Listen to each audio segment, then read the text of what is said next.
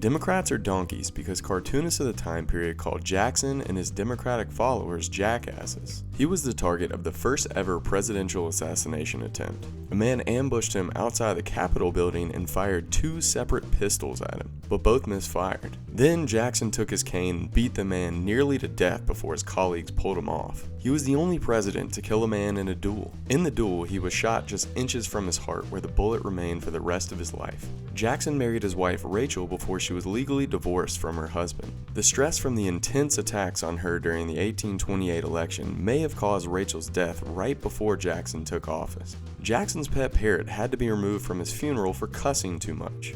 Jackson volunteered to fight in the American Revolution when he was only 13 years old. Jackson is the only president who was a prisoner of war. While in British captivity during the American Revolution, his hand was sliced to the bone because he refused to polish an officer's boots. He was a serious gambler. As a teenager, he gambled away his grandfather's inheritance of $5,000 in one weekend. He publicly defied a Supreme Court decision when he said, "John Marshall has made his decision, now let him enforce it." This is one of the main reasons why his critics dubbed him King Andrew. Jackson was an orphan by the age of 14. His father died in a logging accident before he was born, and his mother and brother both died from disease during the American Revolution. Although Jackson is infamous for his treatment of Native Americans, he did adopt 2 Native American infants during the Creek War of 1813. Later, both of them died of disease before he was elected president in 1828. It is incredibly ironic that Jackson is on the $20 bill because he basically single-handedly shut down the second bank of the United States, and he strongly believed that people should use gold and silver as currency instead of paper.